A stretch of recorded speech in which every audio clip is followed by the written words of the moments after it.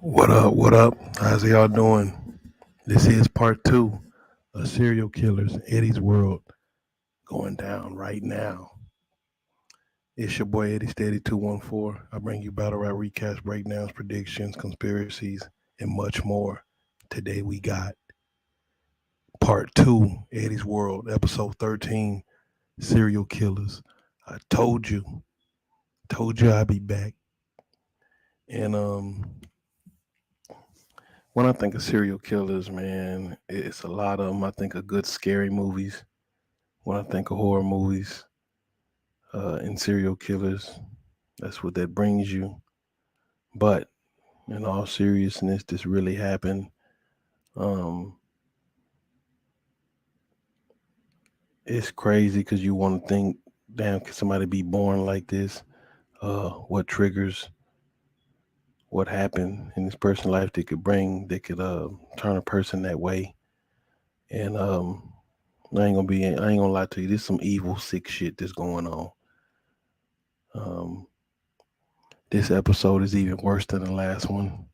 If you seen some people on there that was some scumbags, well, that has nothing on the people you about to see today. Let me get this started.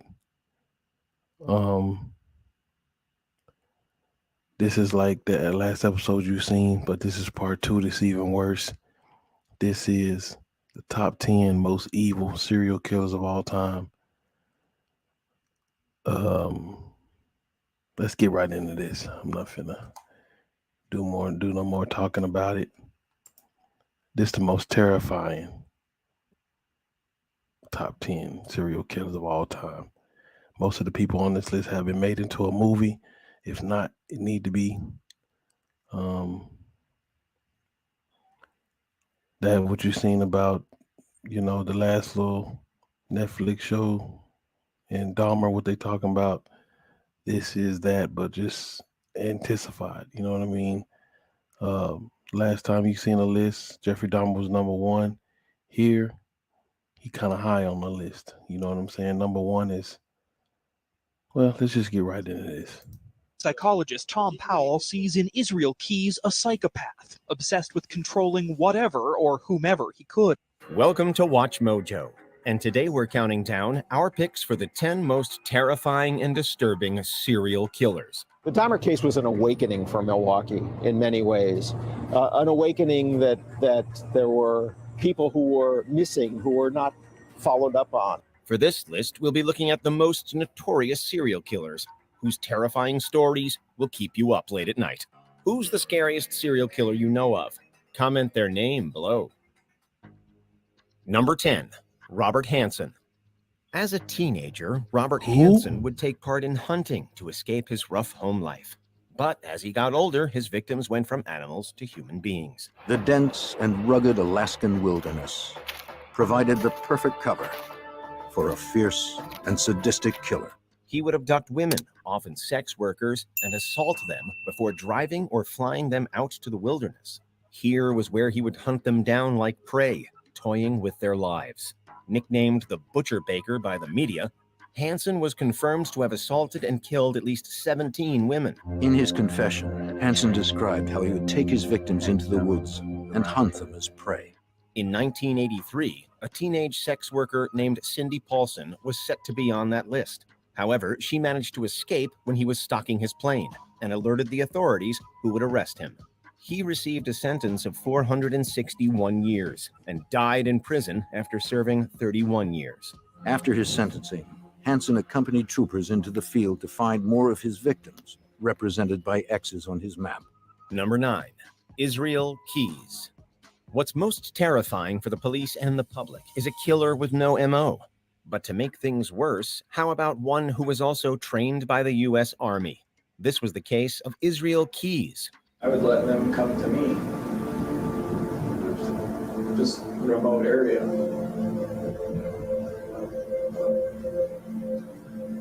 Kind of go to a remote area that's not anywhere near where you live, that other people go to as well. Across the country, Keys had set up kill kits, which gave him access to equipment wherever he decided to attack someone. After he killed 18-year-old Samantha Koenig, The FBI was able to track his bank account use and make an arrest following the demand for a ransom. Police arrested 34-year-old Israel Keys 4,000 miles away in Texas. Once he was in custody, however, it was discovered that Keys was responsible for the murder of multiple victims. We did spend a fair amount of time talking about his crimes and his offenses as well, and those times were definitely very chilling to hear him talk about what he's done. Before he faced trial in 2012, Keys took his own life, and taking with him information that might have been used to solve other crimes. The LG days at Cons are here. We have the hottest prices on LG appliances and free next day delivery. Plus, find big savings.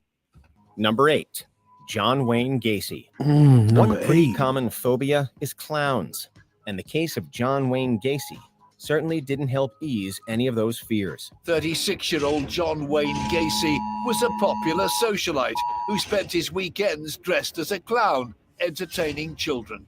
Gacy regularly performed in a clown persona at parties and events, but behind the scenes, he was a rampant killer of boys and men. In 1978, after suspecting the police were onto him, a paranoid Gacy would confess his crimes to his lawyers.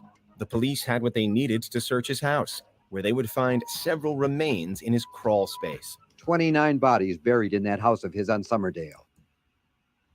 And her was, boy, Gacy was 29 bodies at his house.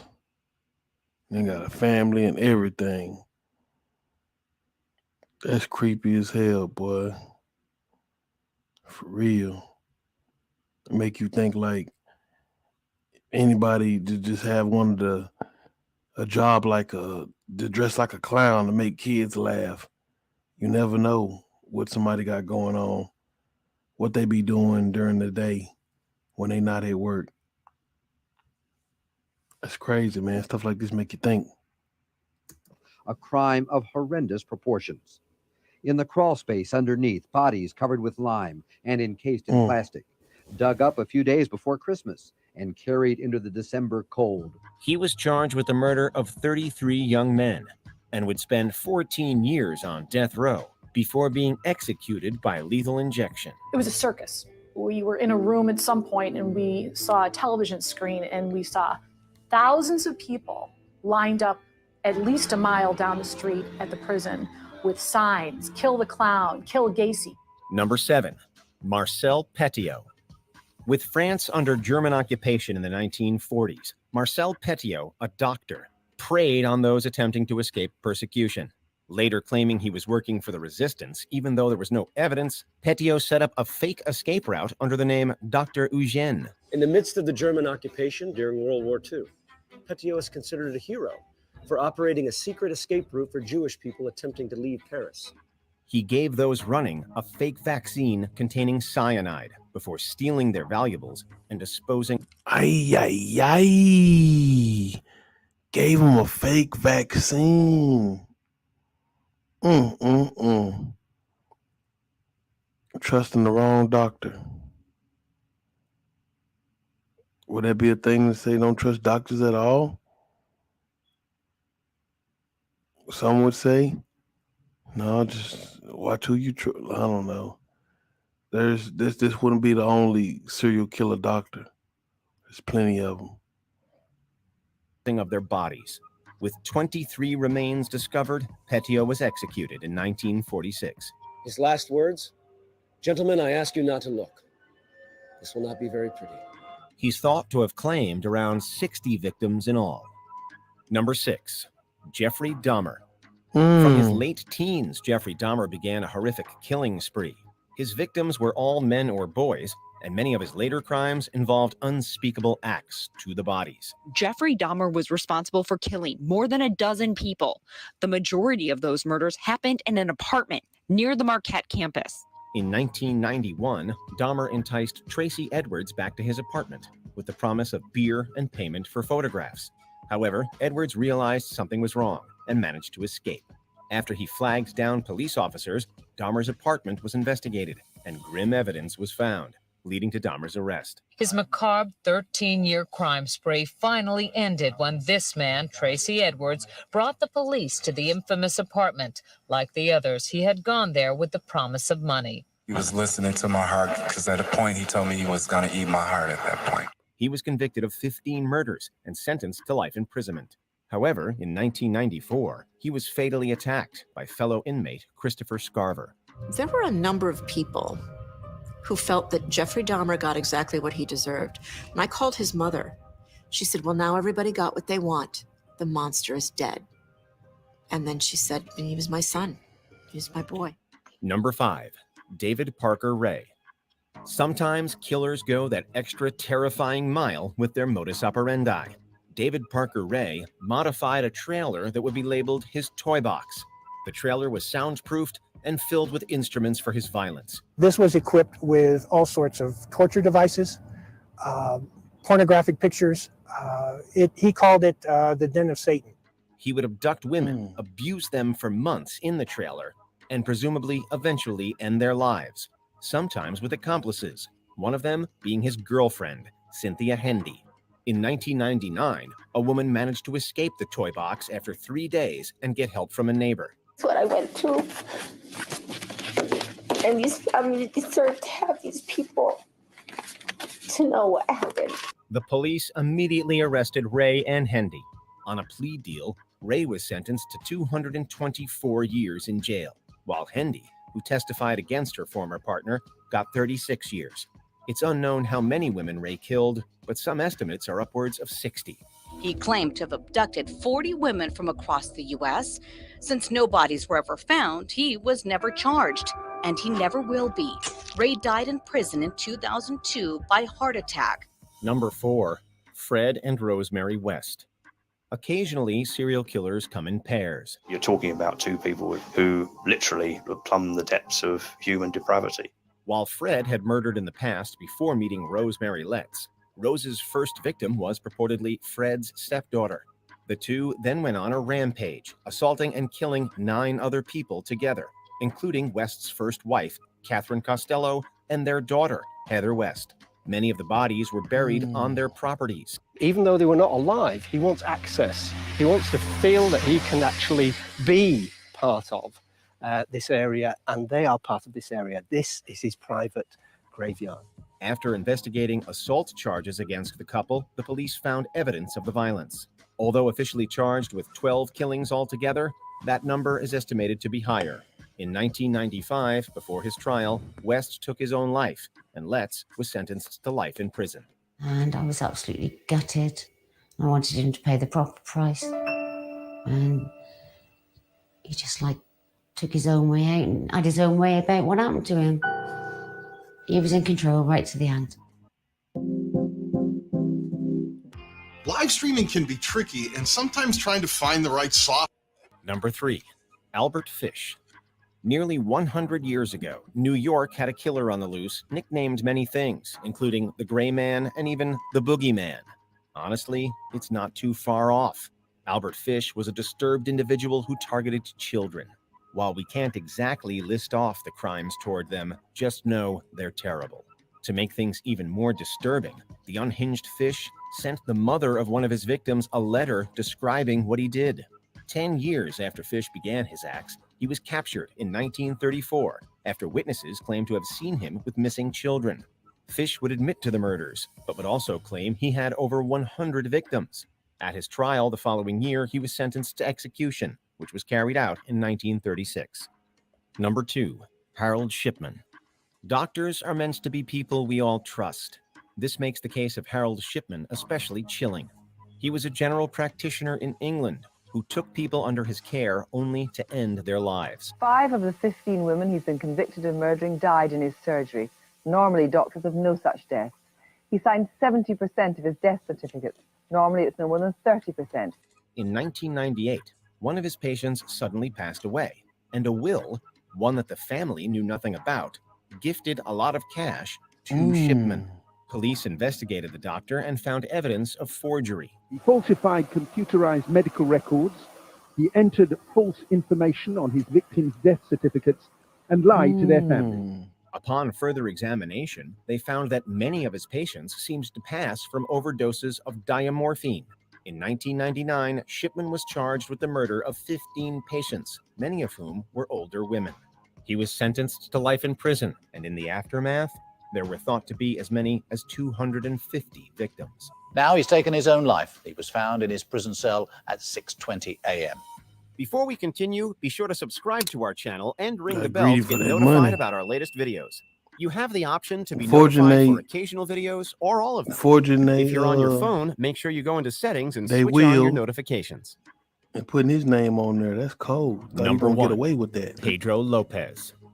What's worse than a serial killer? Well, how about a known one authorities can't currently locate? Born in Colombia, Pedro Lopez was a serial murderer across South America and was nicknamed the Monster of the Andes. It seemed impossible that one man could have carried out so much violence. If Lopez was telling the truth, he'd rank among the most prolific serial killers in history. In 1980, after attempting to abduct someone, Lopez was arrested in Ecuador. He was soon charged with 110 homicides. However, Lopez reportedly confessed that his victims could total more than 300. Lopez, it seemed, hoped to gain a twisted kind of immortality. Esto queda en la historia, ¿sí o no? Si me van a pasar el talión, yo estoy muy joven para morir. In 2006, the Guinness World Records actually named him the most prolific serial killer before it was taken down in bad taste. Unfortunately, Lopez was released for good behavior in 1998 and was declared sane. But as of 2002, after being linked to another murder, his whereabouts are unknown. He went back into the countryside he knew so well, to the killing ground where he had found so many victims. That was the last time anyone reported seeing Pedro Alonso Lopez. Well, that's a damn shame. That's why his ass should have been locked up and should have never got out. That's crazy. That's something straight out of a movie. The serial killer goes free at the end. You know there's going to be another movie. All right, who's next? Come on up.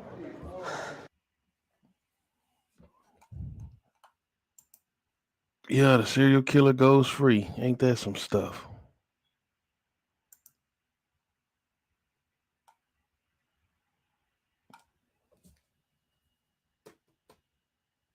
Yeah, but H.H. Holmes, he had a whole hotel that he put traps up, and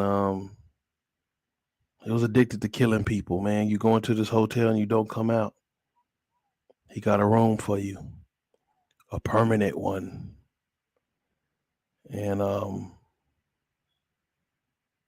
it's crazy, man. Some of the top movies have came from these dudes here. Who is the worst serial killer? Is it Pedro Lopez? Put it down in the comments. I know John Wayne Gacy, he had targeted kids, and that's some of the most frightening serial killers, ones that fucking target kids. But who had the most murders? We go to look at the top 8. You got Elizabeth Bathory, number 1, 650 murders. I don't know who her movie is. I mean, what her movie is on yet, but I think this is the one that bathed in blood. Something like a vampire. Gilles de Reyes, 600 murders. Peter Neer,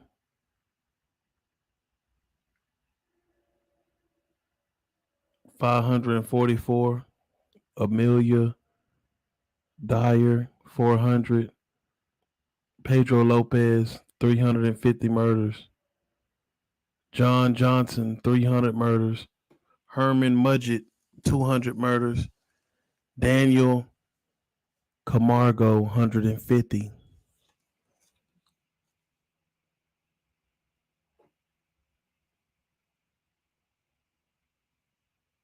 Yikes.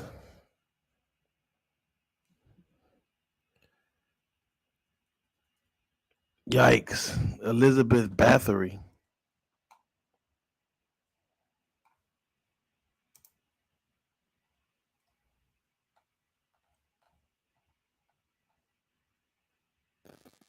Ain't that something? The most top murder is a woman.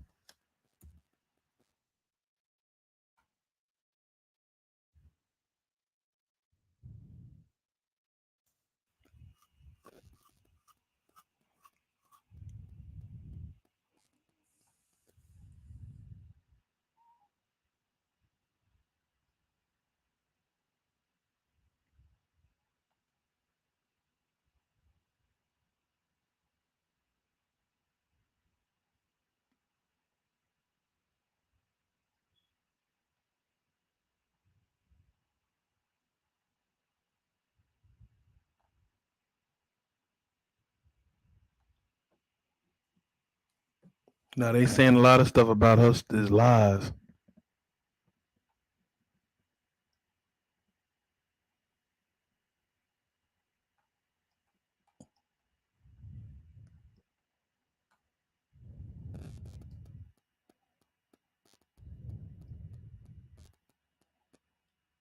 Was she a vampire? Who knows? Let me look up a little video. I just don't want to look up one that's fucking super long.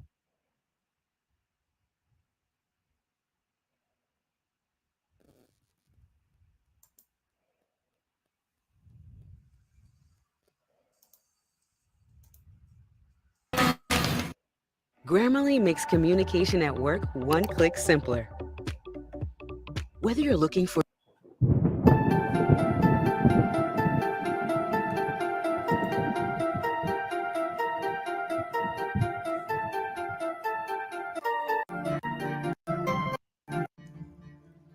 I can't understand. I just can't understand. I just can't understand. Evening, Father.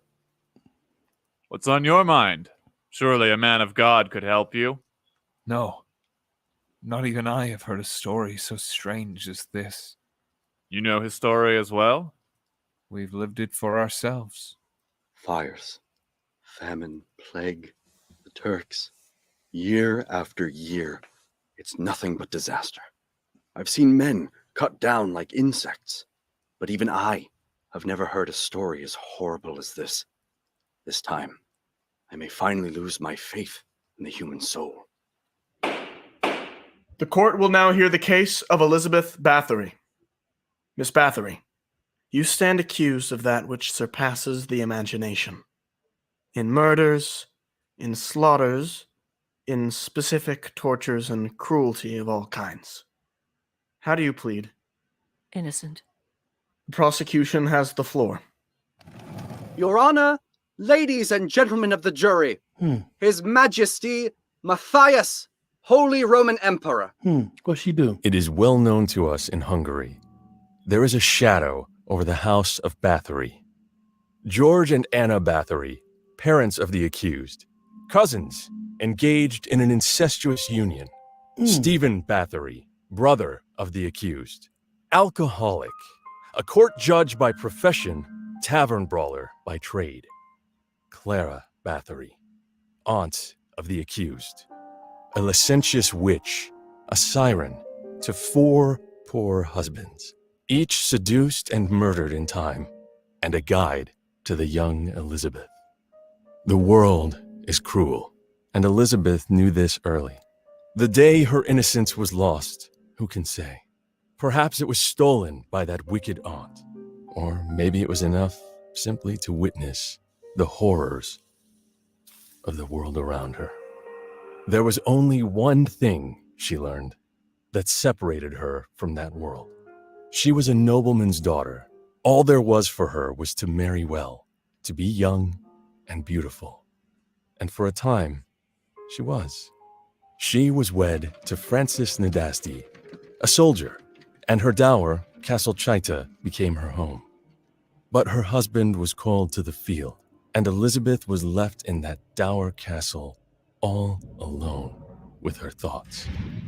But months turned to years, and each day she saw in her reflection those lines she learned to fear. What should happen if her husband returned home to find his wife had turned into an old crone? what would become of her? To ease the terrors resounding in her mind, she found remedies in the dark. She surrounded herself with the arcane and the occult, taking instruction from the witch, Anna Dorvala. But still, she could not outrun time. She became prone to fits of rage, as though she were possessed by the wrathful spirit that so long haunted House Bathory. Until one day. I'm so sorry, ma'am. I didn't mean... But the strangest thing happened. The next morning, those spots where her blood had landed were as fair and shining as porcelain. It was true, the witch told her. There were special powers laden in virgin blood, the power to turn back the vicious hands of time. One night, she called back the servant girl who had wronged her. I'm sorry, my dear. No, my lady, I apologize. I was careless. My lady? I'm sorry. Wait! For a brief moment, it seemed she was young once more. But it would never last. She slaughtered those girls she'd welcomed to her home. And when their blood ran dry, she reached across the kingdom for more, lured in the daughters of lesser nobles with the honor of one of the most powerful families in the land. But all the girls they sent through the dark gates of Castle Chaita never came back. We were none of us the wiser until a young pastor was traveling the catacombs, connecting the castle to his chapel. And he found them. The bodies of 9 girls strewn unceremoniously upon the cold stone floor. We may never know how many were slaughtered in the name of vanity, but whatever the number, it was already more than the castle walls could hold. At once, I sent the highest officer in our kingdom to investigate, straight into the vampire's den. I can scarce describe what he saw in that infernal keep. Their lips were sewn with needles, and their hands in chains, pins beneath their fingernails, lashes on their breasts, bodies scorched with burning irons. Most were corpses with their blood drained. Others were still alive, anemic and pale, their bodies pricked with holes from head to toe, left to feel the warmth draining from them until the Countess returned for her next feast. She was apprehended on the spot and sealed away where she would never see the light of the Lord for the rest of her life. Do you know the way to hell? It's a pit, deeper than a mountain, lined with the arms of all those you knew in life. And when one such as she is cast down, not one hand will reach out to save her. Objection. Irrelevant. Am I wrong? I rest my case. What do you say in your defense, Miss Bathory? That is my name, and I will say it proudly. I am Elizabeth Bathory, Countess of Etched and mother of 5. I stand before you, the victim of a witch hunt. I am the daughter of George and Anna Bathory. That much is true. I was loved by my parents. I enjoyed horseback riding, reading, and playing dress-up. I was instructed in the classics. I spoke Latin and Greek. And when the time came that I should marry, I was taught to manage our estate myself. We were happily married for nearly 30 years. Though the war brought trouble to Hungary, the spoils my husband returned with from the front brought us wealth. And after a decade of waiting, we had our first child.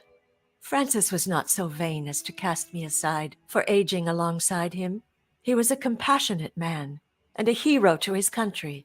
That's why, when the day came, His Majesty could not continue the war without funds. I told my husband not to. There was something about that man I didn't like, but he wouldn't hear it. Francis promised him a loan without hesitation. Our fortunes didn't last. My Francis became ill. That same year, my brother perished.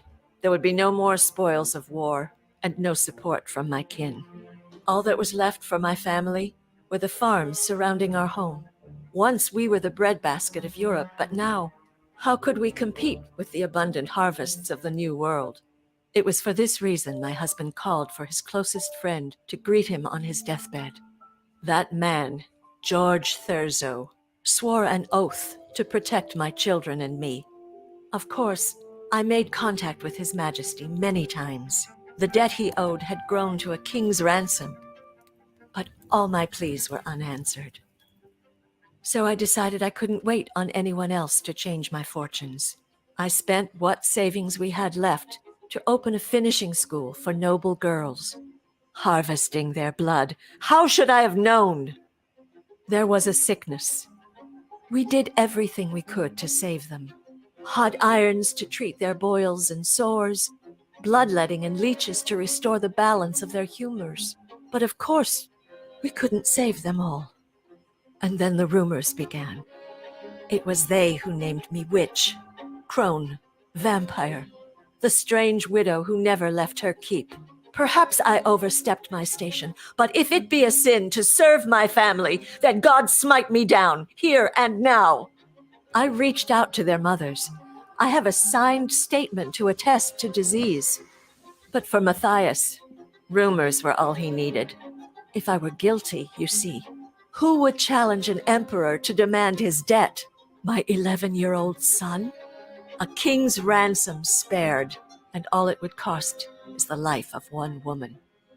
He found the man closest to me and sent him back to Chaita on a mission, to return to my home as a friend, and once there, to find anything it takes to destroy me. Ask him how he got their confessions, what cold instruments he used, how many broken bones, how many ruptured organs, shredded orifices, boiled bodies did it take before he was satisfied to seal me away.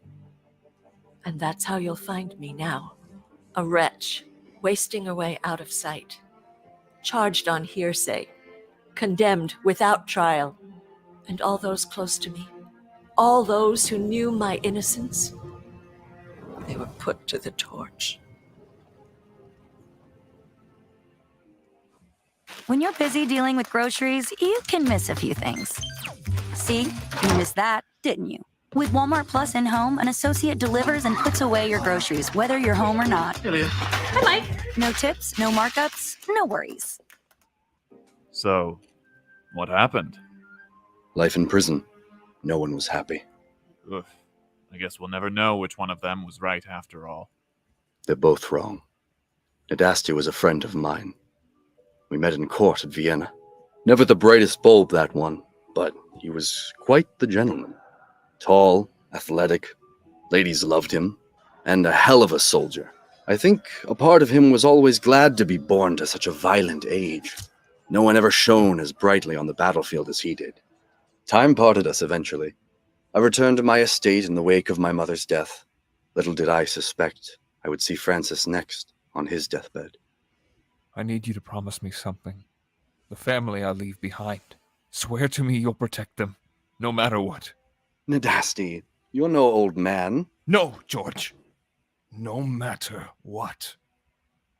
I realize now. When we were at court, a servant had misplaced our uniforms. Officer made Nadasti and I spend a whole day in our breeches. Nadasti had a sour temper. He'd stick a roll of paper between their toes and light it on fire. 2 strokes each time they lifted their foot. I assumed he'd grown out of it, but now I only think he found a new target. I think Elizabeth was the same way. It wasn't for youth, or beauty, or eternity. It just was. After all, who would stop her? That is, if she hadn't let the wrong ones die. I swore I would protect her and her family, but the rumors were too many to ignore. Her fall was no matter of if, but when. If the Emperor were merciful, she'd be beheaded. But when I thought of what would become of Chaita, children without a mother, a land without a leader, I had dinner with her on Christmas Eve.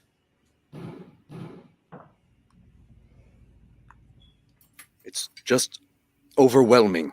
You need to give me a better case than this. Tell me the rumors aren't true, Elizabeth. A number of girls have regrettably fallen ill at my estate, despite doing everything in my power to provide them with the best care. Tell me they're not true! I fell ill that night. I shudder to think where I would be if dinner hadn't been cut short. I wrote first to her family, praying I wasn't speaking directly to her accomplices. I presented to them the bitter fruits of my investigation, and by the love I had for Nadasti, I gave them my only solution. Elizabeth was placed under house arrest without trial. She would spend the rest of her days under supervision, but she would live to raise her children and tend to her county. I offered her servants instead. I still don't understand. I can't explain why she did it. I only know it happened. I honored my friend, protected his family, shielded his people. But I've sent 4 girls to the grave for following orders, while a monster sleeps soundly in satin sheets. Whomsoever knows the right thing but fails to do it, to him it is sin. For this, only God knows. It stopped. It's best you be with those who are missing you. There is much wickedness in the world yet. We each must do only what we can. And sleep, if you can. Go in peace, my son.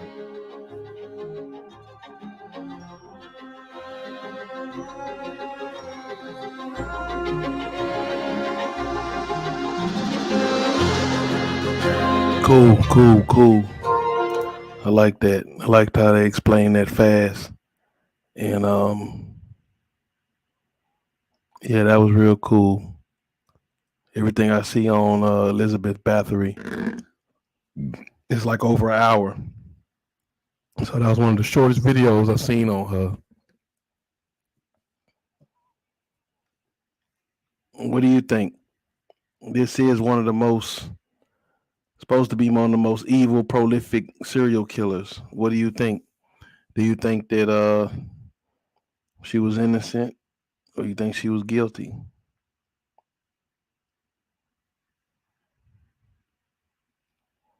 They trying to say she was Dracula, or did they just blame it on her?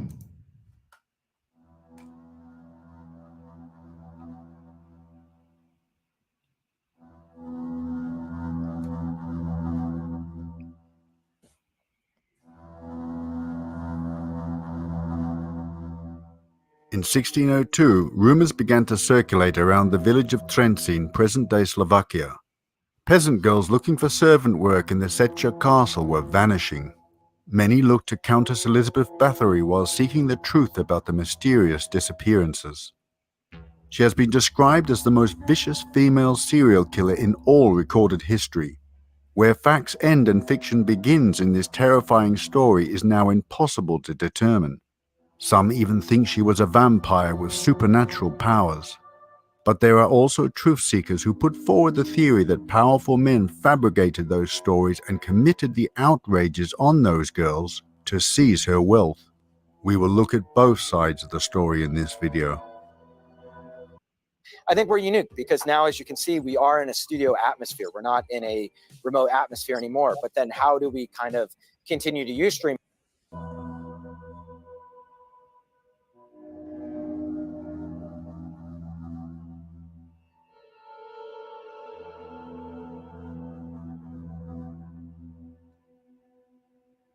Born in 1560, she was endowed with looks, wealth, and an excellent education, and a stellar social position as one of the Bathory family, who ruled Transylvania as a virtually independent principality within the Kingdom of Hungary.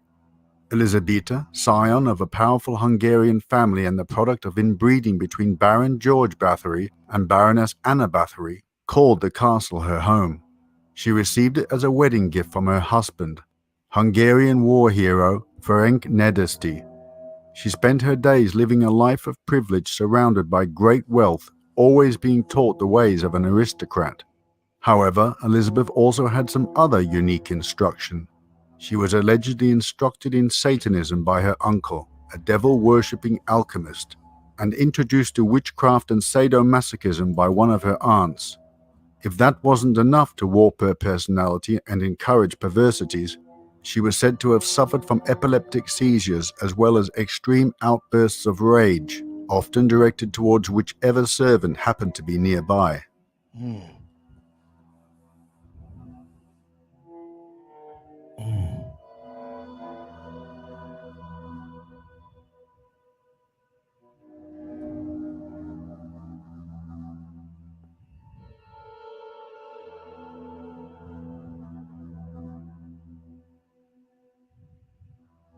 When she was 11 or 12, Elizabeth was betrothed to Ferenc Nedesty of another aristocratic Hungarian family.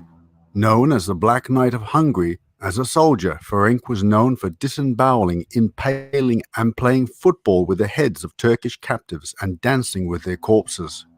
A year or two into their marriage, she had a baby by a lover of the lower classes. Nedesty was reported to have had him castrated and then torn to pieces by dogs. The child, a daughter, was quietly hidden from view, and Elizabeth and Nedesty were married in 1575 when she was 14. Because Elizabeth socially outranked her husband, she kept the surname Bathory, which he added to his own.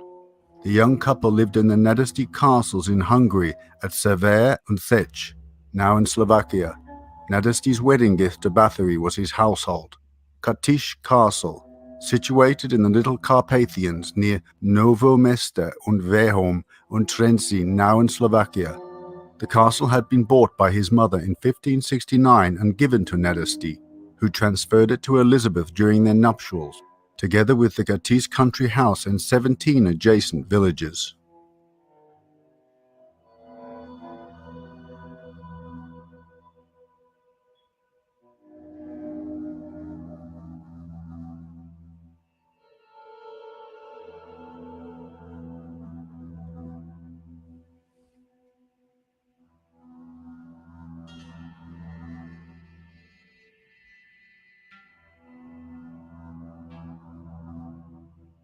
Ferenc was an ambitious soldier and was often away.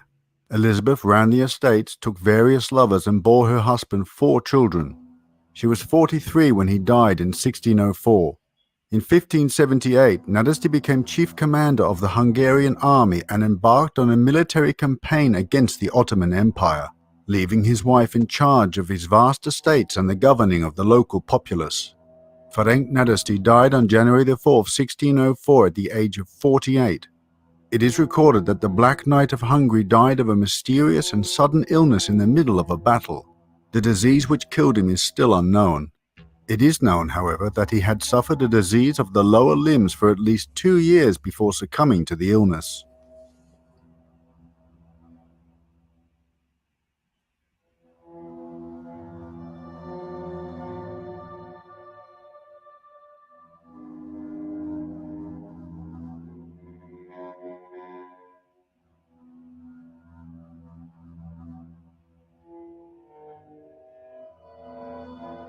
After Nadesty's death in 1604, rumours of Bathory's cruelty began to surface. While at first it was believed that Elizabeth began her killing spree after her husband's death, witnesses testified that the murders began while her husband was still alive and with his knowledge and participation. This is typical of sadistic female serial killers today who target victims for sexual motive. They are almost always accompanied by a male partner, usually dominant, which the female serial killer partner mimics. According to the testimony, at Savar during summer his lordship Count Ferenc Nedesty had a young girl undressed until stark naked. While his lordship looked on with his own eyes, the girl was then covered over with honey and made to stand throughout a day and a night, so that she'd be covered in insect bites. She collapsed into unconsciousness. His lordship taught the countess that in such a case one must place pieces of paper dipped in oil between the toes of the girl and set them on fire. Even if she was already half dead, she would jump up.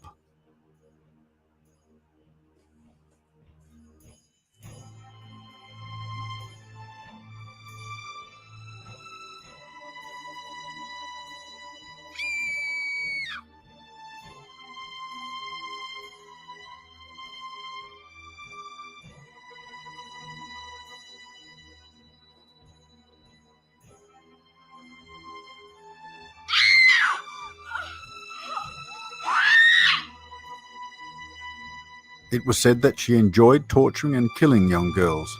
At first they were servants at her castles, daughters of the local peasants, but later they included girls sent to her by local gentry families to learn good manners. She believed that drinking the blood of young girls would preserve her youthfulness and her looks. Witnesses told of her stabbing victims or biting their breasts, hands, face and arms, cutting them with scissors, sticking needles into their lips or burning them with red-hot irons, coins or keys, needles under fingernails and even stitching mouths shut. Other accusations include closing them in a spiked iron maiden, like in a garlic press to extract their blood. She also had a fondness for covering villages in honey and watching as insects and animals devoured them. Some of Bathory's other alleged tortures included forcing victims to cook and eat their own flesh, forcing them to stand in buckets of ice outside until they froze to death, starvation, poisoning, and on one occasion having a gypsy man sewn up into the belly of a dead horse. In addition, witnesses said that Bathory liked using scissors to torture her victims. She used the instrument to cut off their hands, noses, and genitals. One of her favorite pastimes, witnesses said, was using scissors to slice open the skin between her victims' fingers. Yikes.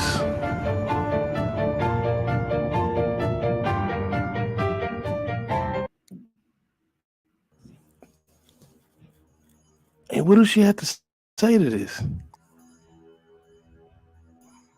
Cause she look evil as hell. I can't lie. They make her look evil as hell.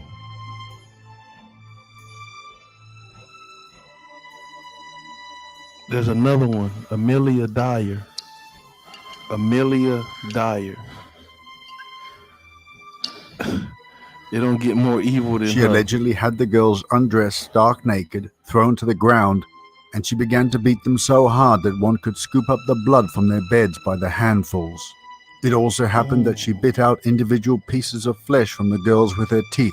She also attacked the girls with knives, and she hit and tortured them generally in many ways.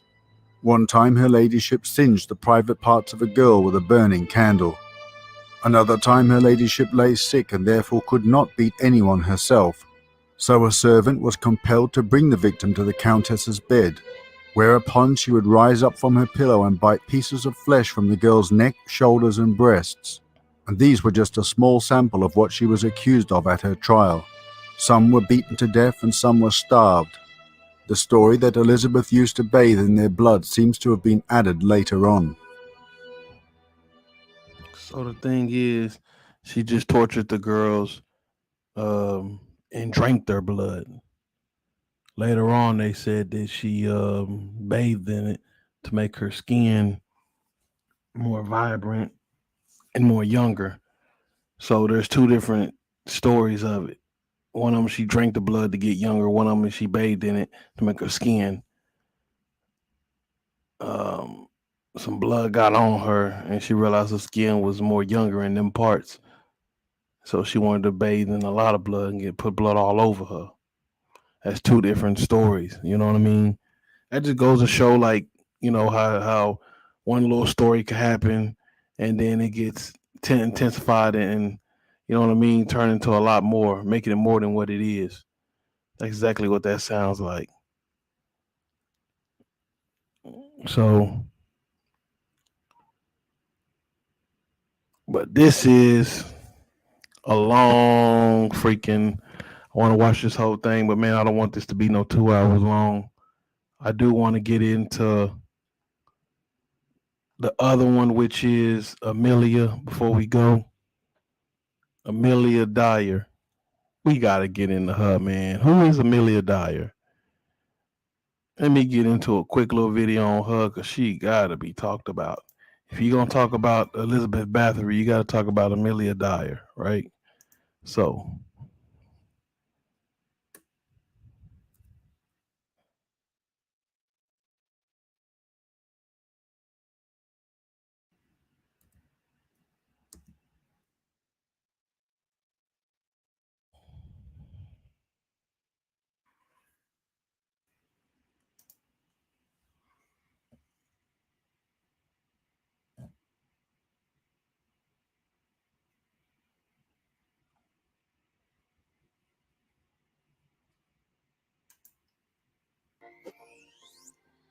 Sales teams have it tough. The pressure to hit their numbers keeps rising. The last thing they need to worry. If I was to ask you to think of a serial killer from the Victorian era, chances are Jack the Ripper would be the name that springs to mind. But what if I was to tell you there was a serial killer operating around the same time whose crimes were arguably much, much worse, on a scale much grander, with means much more insidious, and victims much more innocent? Today, we're taking a look back at the crimes of Old Mother Dyer. I ain't gonna lie, she do look dire.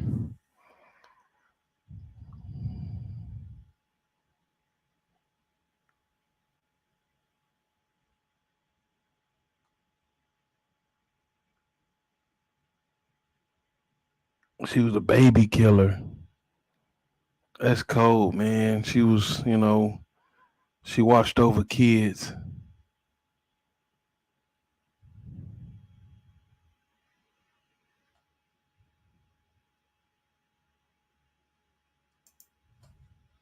Baby Farmer, story of notorious serial killer.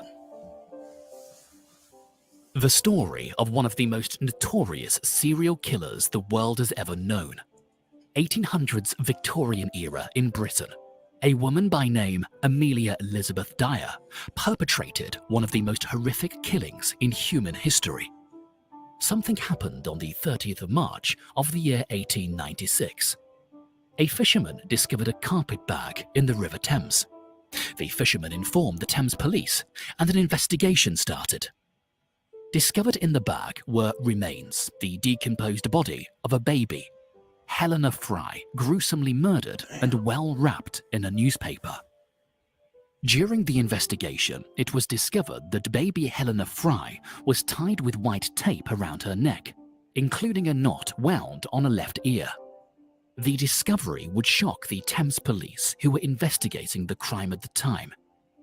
During the investigation, one of the policemen made an important discovery that would lead to a breakthrough in discovering one of the most notorious serial baby killers of all time.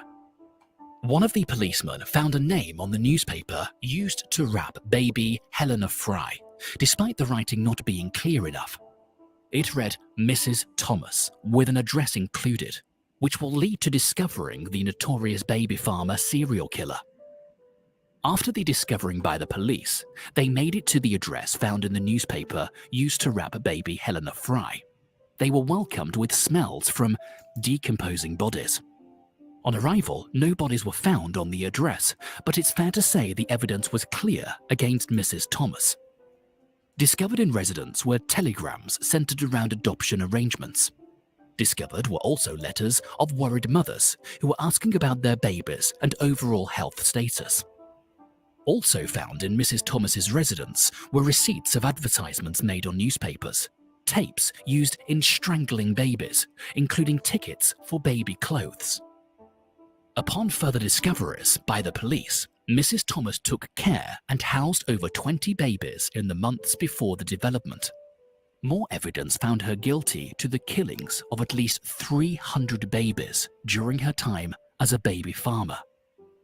These discoveries led to uncovering a crime by one of the most notorious killers the world has ever seen.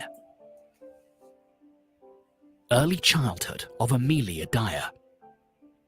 She was born in 1837, Pile Marsh, east of Bristol, England. She operated as a baby farmer during the Victorian era in Britain. She was born in the family of a shoemaker named Samuel Hobley and her mother Sarah Hobley, the youngest of their 5 children. She grew up in a home she was well taken care of. She grew up loving literature and poetry. During Dyer's growing years, her mum developed a mental illness as a result of typhus. She had to care for her mum until she died in 1848. Watching her mum suffer through mental illness was believed to be how she learned signs of mental illness, which she would later use as an advantage. Around the same period, she lost her dad. The family wealth was inherited by her brother, which led her to move out and fend for herself. Around the period, she got married to a man thought to be older than her, who forged his birth certificate. George Thomas, who was 59 at the time, lied about his real age, saying he was 45. Dyer also told lies to cover up. She was 24 at the time, but lied that she was 30. Amelia gave birth to a daughter from their marriage, who later worked alongside her. Amelia was a trained nurse and midwife who used her house to provide shelter for women who gave birth out of wedlock or illegitimately. She finally quit her marriage and changed her career to a new one that was lucrative at the time. It was called baby farming. Baby farming. Baby farming was a common practice during the Victorian era in Britain. The process involved taking custody of a baby in exchange for payment. Amelia was introduced to the lucrative baby farming business at the time by a woman, Ellen Dane, she met during the time she helped young women deliver their babies. Ellen Dane convinced Dyer of the lucrative nature of helping take care of infants or babies, and how it is better than her job as a midwife. In the Victorian era, women who were not officially married struggled to take care of their babies while working and fending for themselves. It was tough to survive in those times as a single mother with a baby out of wedlock. These circumstances led to the booming of the baby farming business, making it very lucrative at the time. Dyer joined this business and advertised her newfound career services in newspapers. She set up these ads presenting herself as a highly respectable, responsible woman. During these times, baby farmers killed babies under their care for financial gains, but Dyer's ads on newspapers seemed better than other options around because of her ads' descriptions, which was very convincing. Who would have ever known? She searched the newspaper and offered to help new moms to take care of their infants in a happy home for a fee of £10 or £5. These new desperate moms are delighted. They have found a new home for their babies, hand over their child to baby farmers like Dyer. She would most times collect full payment before she takes custody of the baby. With time, Dyer, she accepted cash through various means, such as through post or via wire transfers. During this period, mothers of the infants under Dyer care never got feedback or replies from her, as she hardly ever replied to the letters sent to her asking of the well-being of the babies. Once a child is in her custody, it didn't take time before she murders the infant. Murdering of the babies. A doctor suspected her because of the frequency of her request for death certificates of babies under her guidance. A report was made by the doctor to the police and was found guilty. She was sentenced 6 months in labor for neglecting the babies under her guidance. Immediately, she was released. Dyer resumed her career as a nurse. She would disappear from time to time. She had temporary stints in mental hospitals. Within a short time, she resumed her baby farming business. In 1890, something happened. An illegitimate child of a governess was kept under her care. The mum suspected foul play when she came back to find a birthmark on one of the baby's hips. Dyer faked mentally unstable from that moment and was taken to an asylum for mental unstable people. She continued her baby farming business immediately. She was released. Around this time, Dyer started to kill the babies under her guidance. She was cautious not to request death certificates any longer. Instead, she tied the decomposed body of the infant she murdered to a rock, wrapped it, and threw it into the river. She never stayed in a particular area for a long time, making sure she was never discovered. She usually murders the infants under her care by keeping them hungry and starving them of food. Sometimes she strangles the babies. She made use of white tapes to snuff life out of the infants. At the time, nobody suspected her because doctors couldn't find out if the infants were murdered or stillbirths. Dyer charged around £10 to £80 at the time for her services as a baby farmer. In today's world, it's equivalent to around £1,000 to £8,000. Amelia was caught and sentenced to death by hanging. News had spread around Amelia and her numerous criminal activities, but there was no evidence to prove it.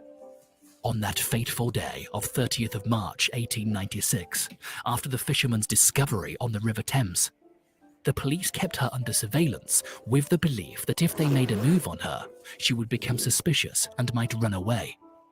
During this period, she was handed over the illegitimate daughter to Evelina Marmon.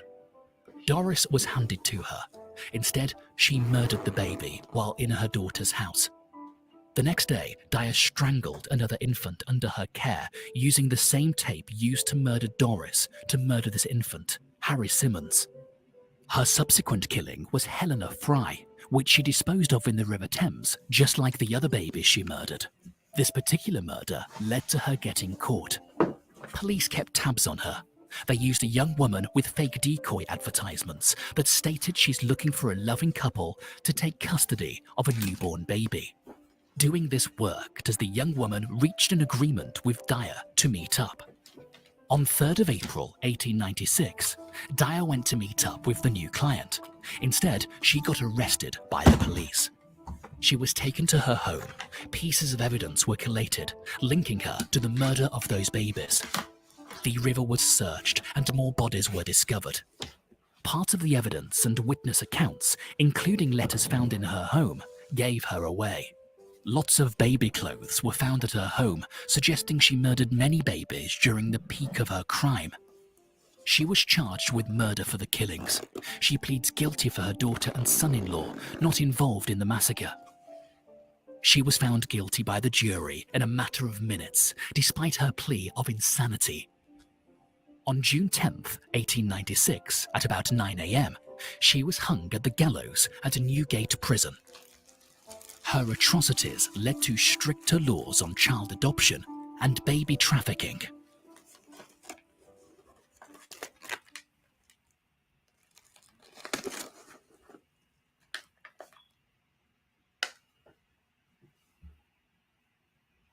The deals on LG. She was evil. She was one evil son of a gun. But this is part 2 of Eddie's World. Thank you for watching. Appreciate y'all. Y'all have a good day. And if I tell you a duck and pull a truck, hook them up. We'll see y'all next time.